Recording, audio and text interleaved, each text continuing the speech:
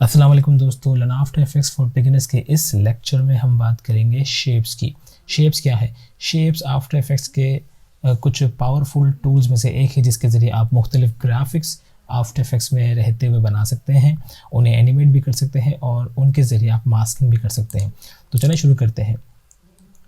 Shapes को आप अपने कॉम्प विंडो में रहते हुए राइट क्लिक करके न्यू में जाके शेप लेयर पे क्लिक करके भी बना सकते हैं। ऐसा करने से हमारे पास एक एम्प्टी शेप लेयर आती है जिसमें हमारे पास कंटेंट्स और ट्रांसफॉर्म के मेनू नज़र आते हैं। इस कंटेंट में आप जो शेप बनाएंगे वो यहाँ पे आपको नज़र आना शुरू होगी। फॉर एग्ज़ाम्पल, मैं अब शेप बनाने के लिए अपने टूल बार में जाऊंगा और यहाँ रेक्टेंगल टूल्स जिसकी शॉर्टकट की क्यू है उसे सेलेक्ट कर लूँगा।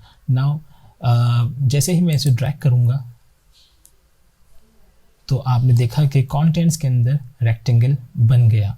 और अगर मैं इसके अनफोल्ड करता हूँ तो ये इस रेक्टेंगल के मुख्तलिफ प्रॉपर्टीज़ हैं, जैसे कि रेक्टेंगल पाथ ये है हमारे पास। ठीक है, इसे भी अनफोल्ड कर दें तो उसमें साइज़, पोजीशन और राउंडनेस हमें नज़र आता है। राउंडनेस यानी कि अगर मैं इस वैल्यू को बढ़ा देता हूँ तो जो कॉर्नर है हमारे इस रेक्टेंगल या स्क्वायर के वो सॉफ्ट हो जाते हैं, वो राउंड हो जाते हैं। इसी तरीके से अगर मैं पोजीशन को चेंज करना चाहूँ तो मैं पोजीशन को वाई और एक्स एक्सिस दोनों पर चेंज कर सकता हूँ। अगर स्ट्रोक की बात करूँ तो ये हमारे पास स्ट्रोक है, स्ट्रोक की वैल्यू हमें नज़र आ रही है और यहाँ कलर भी नज़र आ रहा है। ये दोनों काम आप यहाँ से भी कर सकते हैं, लेकिन इसमें और फर्दर ऑप्शन भी हैं जिसमें हम आगे बात करेंगे। इसके बाद अगर मैं फिल की बात करूँ और उसे अनफोल्ड करूँ तो यहाँ पे हमारे पास फिल में कलर आ गया, जो कि आप अपने मेन्यू में यहाँ रहते हुए भी चेंज कर सकते हैं। इसकी ओपेसिटी को कम कर सकते हैं। ठीक है, सो हम बात कर रहे थे इस रेक्टेंगल टूल की, इस रेक्टेंगल की जिसके फर्दर ऑप्शन अभी आपने देखे। अगर हम राउंडेड रेक्टेंगल की बात करें तो इसकी कोई ख़ास ज़रूरत पेश नहीं आई, क्योंकि हम यहाँ रहते हुए अपने किसी भी हम अपने रेक्टेंगल को या स्क्वायर को राउंड कर सकते हैं। अगर हम एलिप्स की बात करें तो हम एलिप्स भी यहाँ ड्रॉ कर सकते हैं। ये देखिए,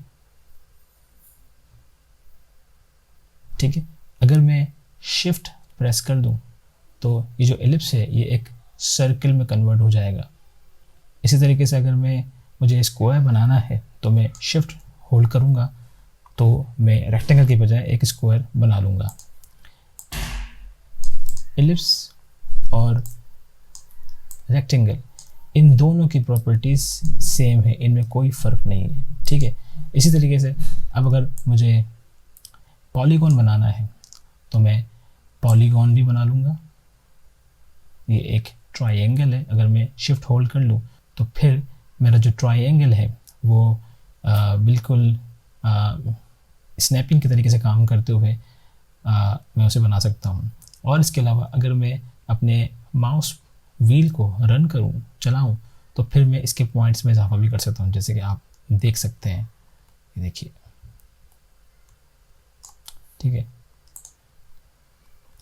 मैं एलिप्स और स्क्वायर को डिलीट कर देता हूँ। ये मेरे पास आ गया एक आई गेस ये मेरे पास एक शेप आ गया, पॉलीगॉन, पॉलीस्टार। और इसके फर्दर ऑप्शंस में आप भी देख सकते हैं कि इसके पॉइंट्स हैं, जितने पॉइंट्स हम बढ़ाना चाहेंगे वो हम बढ़ा सकते हैं अपनी सहूलत के लिहाज से। ठीक है, इसकी पोजीशन हम चेंज कर सकते हैं, इसको रोटेट कर सकते हैं और इसके जो आउटर रेडियस है उसमें भी आप तब्दीली कर सकते हैं। इसका आउटर रेडियस है और ये इसका आउटर राउंडनेस है। ठीक है, ये देखिए कितने वियर्ड शेप अब में ये कन्वर्ट हो गया है।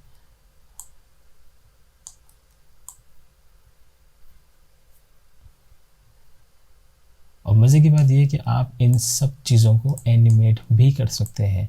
जैसे कि हमने बात की थी पहले कि हर वो ऑप्शन जिसके आगे एक स्टॉप वॉच है, अगर आप उसके साथ की फ्रेम लगा देंगे तो आप किसी भी चीज़ को एनिमेट कर सकते हैं, जैसे कि अभी आप देख भी रहे हैं।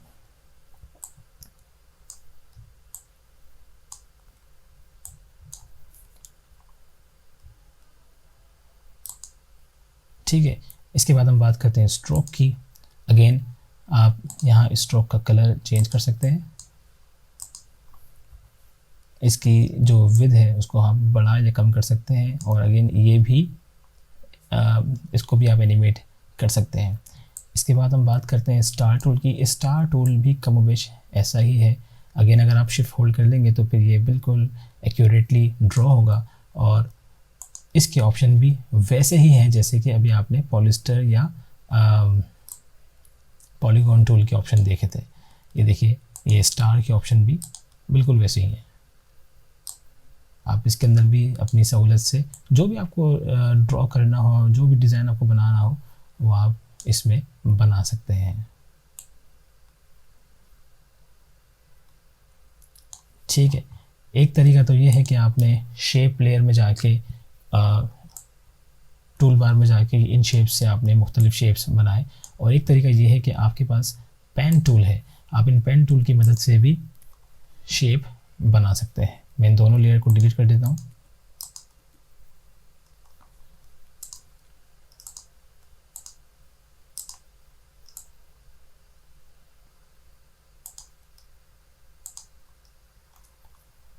ठीक है, आपने एक कस्टम शेप आपने ड्रॉ कर दिया, और उसके बाद शेप 1 के अंदर यहाँ पे उसके फर्दर ऑप्शन आपके सामने आ गए, जिन्हें आप एनिमेट भी कर सकते हैं।